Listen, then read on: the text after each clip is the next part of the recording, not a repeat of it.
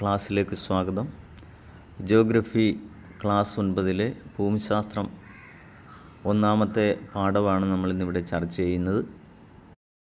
ഉത്തരാഖണ്ഡ് ഹിമാലയത്തെക്കുറിച്ചാണ് നമ്മൾ പറയുന്നത്.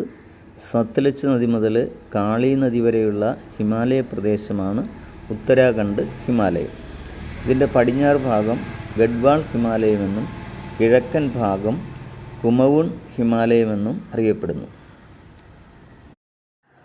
നന്ദാദേവി, കാമെറ്റ്, ബദരിനാഥ്, കേദാർനാഥ് തുടങ്ങി ഉയരമേറിയ കൊടുമുടികൾ ഉത്തരാഖണ്ഡ് ഹിമാലയത്തിലാണ് സ്ഥിതി ചെയ്യുന്നത്. നന്ദാദേവി, കാമെറ്റ്, ബദരിനാഥ്, കേദാർനാഥ്. ഗംഗ, യമുന എന്നീ നദികളുടെ ഉത്ഭവസ്ഥാനമായ ഗംഗോത്രി, യമുനോത്രി തുടങ്ങിയ ഹിമാനികളും നൈനിത്താൾ, ഭീംതാൾ തുടങ്ങിയ ശുദ്ധജല തടാകങ്ങളും ഈ മേഖലയിലുണ്ട്. അപ്പോൾ ഗംഗോത്രി, യമുനോത്രി തുടങ്ങിയ ഹിമാനികളും നൈനിത്താൾ, ഭീംതാൾ തുടങ്ങിയ ശുദ്ധജല തടാകങ്ങളും ഉത്തരാഖണ്ഡ് ഹിമാലയത്തിലാണ്. ലെസ്സർ ഹിമാലയത്തിനും സിവാലിക് മലനിരകൾക്കുമിടയിൽ കാണപ്പെടുന്ന നിരപ്പായ താഴ്വരകളാണ് ദൂണുകൾ. ഉത്തരാഖണ്ഡ് സംസ്ഥാനത്തിലെ ഡെറാഡൂൺ ഇതിൽ പ്രസിദ്ധമാണ്. ഡെറാഡൂൺ ഉത്തരാഖണ്ഡിൻ്റെ തലസ്ഥാനം കൂടിയാണ്. ഇവിടങ്ങളിലെ ഉയർന്ന പർവ്വതച്ചെരുവുകളിൽ കാണപ്പെടുന്ന വേനൽക്കാല പുൽമേടുകളാണ് ബുഗ്യാൾ. അപ്പോൾ എന്താണ് ബുഗ്യാൾ എന്ന് ചോദിച്ചാൽ എന്ത് പറയണം? ഉയർന്ന പർവ്വതച്ചെരുവുകളിൽ കാണപ്പെടുന്ന വേനൽക്കാല പുൽമേടുകളാണ് ബുഗ്യാൾ. ദയാര ബുഗ്യാൾ, ഗോർസോൺ ബുഗ്യാൾ എന്നിവ ഇവയിൽപ്പെടുന്നു. കാളി നദി മുതൽ ടീസ്ത നദി വരെയുള്ള ഹിമാലയ പ്രദേശമാണ് മധ്യ ഹിമാലയം. ഇവ നേപ്പാൾ ഹിമാലയം എന്നും അറിയപ്പെടുന്നു. മൗണ്ട് എവറസ്റ്റ്, കാഞ്ചൻജംഗ, നാഥുല ചുരം എന്നിവ ഈ പ്രദേശത്താണ്. ലോകത്തിലെ ഏറ്റവും ഉയരമുള്ള കൊടുമുടിയായിട്ടുള്ള മൗണ്ട് എവറസ്റ്റ് സ്ഥിതി ചെയ്യുന്നത് നേപ്പാളിലാണ്. ബ്രിട്ടീഷുകാർ കൊളോണിയൽ കാലത്ത് തന്നെ ഇവിടങ്ങളിൽ തേയില കൃഷി ആരംഭിച്ചു. ഡാർജിലിംഗ് തേയില അന്താരാഷ്ട്ര തലത്തിൽ ഏറെ പ്രസിദ്ധമാണ്. ഇനി നമുക്ക് കിഴക്കൻ ഹിമാലയത്തെക്കുറിച്ച് പഠിക്കാം. പടിഞ്ഞാറൻ ഹിമാലയത്തെ അപേക്ഷിച്ച് ഉയരം കുറഞ്ഞ മലനിരകളായ കിഴക്കൻ ഹിമാലയം ടീസ്ത നദി മുതൽ ബ്രഹ്മപുത്ര നദി വരെ കാണപ്പെടുന്നു. ആസാം ഹിമാലയം എന്നും അറിയപ്പെടുന്നു. ആസാം ഹിമാലയം എന്നും അറിയപ്പെടുന്ന കിഴക്കൻ ഹിമാലയത്തിലെ പ്രധാന കൊടുമുടിയാണ് നംച ബെർബ. അതിന് 7756 മീറ്ററാണ് ഉയരമുള്ളത്. അപ്പോൾ കിഴക്കൻ ഹിമാലയത്തിലെ പ്രധാന കൊടുമുടിയാണ് നംച ബെർബ. കിഴക്കൻ ഹിമാലയത്തിലെ പ്രധാന നദികളാണ് ബ്രഹ്മപുത്ര, കാമെങ്, ലോഹിത്, സുബൻസിരി എന്നിവ. ബ്രഹ്മപുത്ര, കാമെങ്, ലോഹിത്, സുബൻസിരി എന്നിവ. അതേപോലെ അരുണാചൽ പ്രദേശിനെ ടിബറ്റിലെ ലാസയുമായി ബന്ധിപ്പിക്കുന്ന ബോംഡില ചുരം, മ്യാൻമറുമായി ബന്ധിപ്പിക്കുന്ന ദിഫു ചുരം തുടങ്ങിയവ പ്രധാന ചുരങ്ങളാണ്. അരുണാചൽ പ്രദേശിനെ ടിബറ്റുമായി ബന്ധിപ്പിക്കുന്ന ചുരമാണ് ബോംഡില ചുരം. മ്യാൻമറുമായി ബന്ധിപ്പിക്കുന്ന ചുരമാണ് ദിഫു ചുരം. പടത്തിൽ കാണുന്നത് ബോംഡില ചുരത്തിൻ്റെ ചിത്രമാണ്. ബോംഡില ചുരം. ബ്രഹ്മപുത്ര താഴ്വരയ്ക്ക് കിഴക്ക് അരുണാചൽ പ്രദേശ് മുതൽ മിസോറാം വരെ വ്യാപിച്ചു കിടക്കുന്ന കുന്നുകളാണ് പൂർവാഞ്ചൽ കുന്നുകൾ എന്ന് അറിയപ്പെടുന്നത്. പട്കായി ബും, നാഗ കുന്നുകൾ, മിസോ കുന്നുകൾ, മണിപ്പൂർ കുന്നുകൾ എന്നിവയാണ് ഈ പൂർവാഞ്ചൽ കുന്നുകളിലെ പ്രധാനപ്പെട്ട കുന്നുകൾ. പട്കായി ബും, നാഗ കുന്നുകൾ, മിസോ കുന്നുകൾ, മണിപ്പൂർ കുന്നുകൾ. സമുദ്രനിരപ്പിൽ നിന്നും 500 മുതൽ 3000 മീറ്റർ വരെ ഉയരമുള്ള കുന്നുകളാണ് പൂർവാഞ്ചൽ കുന്നുകൾ. ലോകത്ത് ഏറ്റവും കൂടുതൽ മഴ ലഭിക്കുന്ന ചിറാപുഞ്ചി, മൗസിൻഡ്രം എന്നീ പ്രദേശങ്ങളും ഇവിടെയാണ്. അപ്പോൾ പൂർവാഞ്ചൽ കുന്നുകളിലാണ് ചിറാപുഞ്ചിയും മൗസിൻഡ്രവും. എന്താണ് അതിൻ്റെ പ്രത്യേകത? ലോകത്ത് ഏറ്റവും കൂടുതൽ മഴ ലഭിക്കുന്ന പ്രദേശങ്ങളാണ്. ഇത് രണ്ടും മേഘാലയ സംസ്ഥാനത്താണ്. നദികൾ മുറിച്ച് കടക്കുന്നതിനായി മരങ്ങളുടെ വേരുകൾ ചേർത്ത് നിർമ്മിക്കുന്ന പാലങ്ങളാണ് ചിത്രത്തിൽ കാണുന്നത്. ഇതും മേഘാലയ സംസ്ഥാനത്താണ്. വടക്ക് കിഴക്കൻ ഇന്ത്യയിലെ ഏറ്റവും വലിയ ശുദ്ധജല തടാകമായ ലോക്തക്കിലാണ് കെയ്ബിൾ ലംജാവോ ദേശീയോദ്യാനം. തടാകത്തിൽ പൊങ്ങിക്കിടക്കുന്ന സസ്യാവശിഷ്ടങ്ങളും മണ്ണും ചേർന്ന് രൂപപ്പെടുന്ന തുരുത്തുകളാണ് പുംഡി. ആ പുംഡിയുടെ ചിത്രമാണ് നിങ്ങൾ അതിൽ കാണുന്നത്. വടക്കിഴക്കൻ ഇന്ത്യയിലെ ഏറ്റവും വലിയ ശുദ്ധജല തടാകം ഏതാണ്? ലോക്തക്കാണ്. അതേ സംസ്ഥാനത്താണ്, മണിപ്പൂരിലാണ്. കെയ്ബിൾ ലംജാവോ ദേശീയോദ്യാനവും എവിടെയാണ്? മണിപ്പൂരിലാണ്. ഈ തടാകത്തിൽ പൊങ്ങിക്കിടക്കുന്ന സസ്യാവശിഷ്ടങ്ങളും മണ്ണും ചേർന്ന് രൂപപ്പെടുന്ന തുരുത്തുകളാണ് പുംഡി. ലോക്തക് തടാകത്തിന് വേറൊരു പ്രത്യേകത കൂടിയുണ്ട്. തണ്ണീർത്തട സംരക്ഷണത്തിനായുള്ള രാംസർ പട്ടികയിൽ ഉൾപ്പെടുന്ന ഇടം കൂടിയാണ് ഈ ലോക്തക് തടാകം. അപ്പോൾ കെയ്ബുൾ ലംജാവോ ദേശീയോദ്യാനം സ്ഥിതി ചെയ്യുന്ന ലോക്തക് തടാകം എന്ന് പറയുന്നത് രാംസർ പട്ടികയിൽ ഉൾപ്പെടുന്ന ഇടം കൂടിയാണ്. ബംഗാൾ ഉൾക്കടലിൽ നിന്ന് വീശുന്ന മൺസൂൺ കാറ്റുകൾ ആസാം ഹിമാലയത്തിനും പൂർവാഞ്ചൽ കുന്നുകൾക്കുമിടയിൽ എത്തുമ്പോൾ ഏറെക്കുറെ മുഴുവൻ നീരാവിയും ഈ പ്രദേശത്ത് പെയ്തൊഴിയുന്നു. അതിനാൽ വടക്കുകിഴക്കൻ ഇന്ത്യയിൽ, പ്രത്യേകിച്ച് മേഘാലയയിൽ ഏറ്റവും ഉയർന്ന തോതിൽ മഴ ലഭിക്കുന്നു.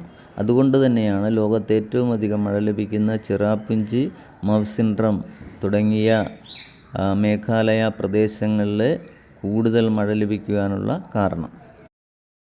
സിന്ധു, ഗംഗ, ബ്രഹ്മപുത്ര എന്നീ നദികളും അവയുടെ പോഷക നദികളും ചേർന്നാണ് ഹിമാലയൻ നീരൊഴുക്ക് വ്യൂഹം സൃഷ്ടിക്കുന്നത്.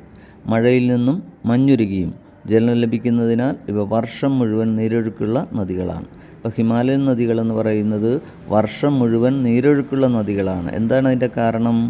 മഴയിൽ നിന്നും മഞ്ഞുരുകിയും ജലം ലഭിക്കുന്നതിനാൽ ഇവ വർഷം മുഴുവൻ നീരൊഴുക്കുള്ള നദികളാണ്. മാനസ സരോവര തടാകത്തിനടുത്ത് ബൊഖർച്ചു ഹിമാനിയിൽ നിന്നും ഉത്ഭവിക്കുന്ന സിന്ധു നദിയും ഇതിൻ്റെ പോഷക നദികളുമാണ് വടക്ക് പടിഞ്ഞാറൻ ഹിമാലയത്തിലെ പ്രധാന നീരൊഴുക്ക് വ്യൂഹം. അപ്പോൾ മാനസ സരോവര തടാകത്തിനടുത്തുള്ള ബൊഖർച്ചു ഹിമാനിയിൽ നിന്നുമാണ് സിന്ധു നദി ഉത്ഭവിക്കുന്നത്. അപ്പോൾ സിന്ധു നദിയുടെ ഉത്ഭവസ്ഥാനം എവിടെയാണ്? മാനസ സരോവര തടാകത്തിനടുത്ത് ബൊഖർച്ചു ഹിമാനിയിൽ നിന്ന്. എന്താണ്? ബൊഖർച്ചു ഹിമാനിയിൽ നിന്നുമാണ് സിന്ധു നദി ഉത്ഭവിക്കുന്നത്. ഈ സിന്ധു നദിയുടെ പോഷക നദികൾ ഏതൊക്കെയാണ്? ഝലം, ചിനാബ്, രവി, ബിയാസ്, സത്ലജ്. ഏതൊക്കെയാണ് സിന്ധു നദിയുടെ പോഷക നദികൾ? ഝലം, ചിനാബ്, രവി, സത്ലജ്, ബിയാസ്. ഏതൊക്കെയാണ്? ഝലം, ചിനാബ്, രവി, ബിയാസ്, സത്ലജ്. ഇനി ഗംഗാനദിയുടെ ഉത്ഭവസ്ഥാനം എവിടെയാണ്? ഗംഗോത്രി ഹിമാനിയിലെ ഗോമുഖിൽ നിന്നുമാണ് ഗംഗാനദി ഉത്ഭവിക്കുന്നത്. ഗംഗ ഉത്ഭവിക്കുന്നത് എവിടെയാണ്? ഗംഗോത്രി ഹിമാനിയിലെ ഗോമുഖിൽ നിന്നുമാണ് ഉത്ഭവിക്കുന്നത്. ഇനി ഗംഗയുടെ പ്രധാന പോഷക നദികൾ ഏതൊക്കെയാണ്? യമുന, ഘാഘ്ര, ഗണ്ഡക്, കോസി. ഏതൊക്കെയാണ്?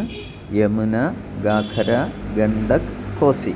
ബ്രഹ്മപുത്ര നദിയുടെ ഉത്ഭവസ്ഥാനം എവിടെയാണ്? മാനസ സരോവര തടാകത്തിനടുത്ത് ചെമയുങ്തുങ് ഹിമാനിയിൽ നിന്നുമാണ് ബ്രഹ്മപുത്ര ഉത്ഭവിക്കുന്നത്. അപ്പോൾ ബ്രഹ്മപുത്രയുടെ ഉത്ഭവസ്ഥാനം എവിടെയാണ്? ചെമയുങ്തുങ് ഹിമാനിയിൽ നിന്നുമാണ് ബ്രഹ്മപുത്ര ഉത്ഭവിക്കുന്നത്. ഇനി ബ്രഹ്മപുത്ര ടിബറ്റിലൂടെ ഒഴുകുമ്പോൾ അതിൻ്റെ പേരെന്താണ്? സാങ്പോ. ബ്രഹ്മപുത്ര ടിബറ്റിലൂടെ ഒഴുകുമ്പോൾ വിളിക്കുന്ന പേര് സാങ്പോ എന്നാണ്. ഇനി ബ്രഹ്മപുത്രയുടെ പോഷക നദികൾ ഏതൊക്കെയാണ്? ദിവാംഗ്, ലോഹിത്, മാനസ്. ദിവാംഗ്, ലോഹിത്, മാനസ്.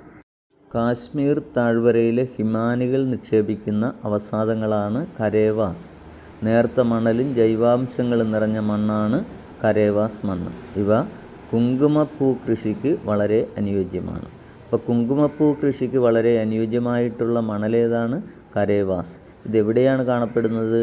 കാശ്മീർ താഴ്വരയിലെ ഹിമാനികൾ നിക്ഷേപിക്കുന്ന മണ്ണാണ് കരേവാസ്. അപ്പോൾ ഈ കരേവാസ് ഏത് തരം കൃഷിക്ക് അനുയോജ്യമാണ്? കുങ്കുമപ്പൂ കൃഷിക്ക് വളരെ അനുയോജ്യമാണ്. പൈൻ, ദേവദാരു തുടങ്ങിയ സ്തൂപികാഗ്ര വൃക്ഷങ്ങൾ പർവ്വതച്ചരിവുകളിൽ കൂടുതലായി വളരുന്നു. പ്രദേശത്തിൻ്റെ ഉയരം കൂടുന്നതനുസരിച്ച് ഉയരം കുറഞ്ഞ സസ്യങ്ങളായ ജൂനിപ്പർ, റോഡോഡെൻഡ്രോൺ എന്നിവയും ഏറ്റവും ഉയർന്ന പ്രദേശങ്ങളിൽ ആൽപൈൻ പുൽമേടുകളും കാണാം. ആൽപൈൻ പുൽമേടുകൾ ഏറ്റവും ഉയർന്ന പ്രദേശങ്ങളിൽ കാണാം. യാക്ക്, കസ്തൂരിമാൻ, ഒറ്റക്കമ്പൻ, കാണ്ടാമൃഗം, ഹിമപ്പുലി തുടങ്ങിയ നിരവധി ജീവിവർഗങ്ങളുടെ ആവാസ കേന്ദ്രങ്ങൾ കൂടിയാണിവിടെ. യാക്ക്, കസ്തൂരിമാൻ, ഒറ്റക്കൊമ്പൻ, കാണ്ടാമൃഗം, ഹിമപ്പുലി. ഹിമാലയൻ പർവ്വത പ്രദേശത്തെ ഒരു തട്ട് കൃഷി സമ്പ്രദായമാണ് ചിത്രത്തിൽ കാണുന്നത്. ഹിമാലയൻ പ്രദേശത്തെ പ്രധാന ദേശീയോദ്യാനങ്ങളാണ് പട്ടികയിൽ കൊടുത്തിരിക്കുന്നത്. ഡച്ചി ഗ്രാം ജമ്മു കാശ്മീർ, ഹെമിസ് ലഡാക്ക്, പൂക്കളുടെ താഴ്വര ഉത്തരാഖണ്ഡ്, കോർബറ്റ് ഉത്തരാഖണ്ഡ്, രാജാജി ദേശീയോദ്യാനം ഉത്തരാഖണ്ഡ്, കാഞ്ചൻജംഗ സിക്കിം, ദിബ്രു സൈഖോവ ആസാം, കാസിരംഗ ആസാം, മാനസ് ആസാം, കെയ്ബുൾ ലംജാബോ മണിപ്പൂർ. ഹിമാലയൻ മേഖലയിലെ പ്രധാന തീർത്ഥാടന കേന്ദ്രങ്ങളാണ് കൈലാസം, മാനസ സരോവരം, അമർനാഥ്, ഹേമകുണ്ട് സാഹിബ് തുടങ്ങിയവ. അതേപോലെ തന്നെ അവിടുത്തെ പ്രധാനപ്പെട്ട ടൂറിസ്റ്റ് കേന്ദ്രങ്ങളാണ് ഷിംല, ഡാർജിലിംഗ്, ഷില്ലോങ്, അൾമോറ, റാണിക്കേറ്റ്, മുസ്സോറി, നൈനിത്താൾ തുടങ്ങിയവയും. വിലാസം: മാനസ സരോവരം, അമർനാഥ്, ഹേമകുണ്ട് സാഹിബ് തുടങ്ങിയവ തീർത്ഥാടന കേന്ദ്രങ്ങളും ഷിംല, ഡാർജിലിംഗ്, ഷില്ലോങ്, അൾമോറ, റാണിക്കേറ്റ്, മുസ്സോറി, നൈനിത്താൾ തുടങ്ങിയവ റിസോർട്ട് പട്ടണ കേന്ദ്രങ്ങളുമാണ്. ഹിമാലയൻ പർവ്വതച്ചരിവുകളിൽ മൃഗപരിപാലനം നടത്തുന്ന ഇടയ ജനവിഭാഗമാണ് ഗുജ്ജർ എന്ന വിഭാഗം. ക്ലാസ് നിങ്ങൾക്ക് ഇഷ്ടപ്പെട്ടുവെങ്കിൽ സബ്സ്ക്രൈബ് ചെയ്യുവാനും ലൈക്ക് ചെയ്യുവാനും മറക്കരുത്. വീണ്ടും അടുത്ത ക്ലാസ്സുമായി എത്തുന്നതാണ്. എല്ലാവർക്കും നന്ദി, നമസ്കാരം.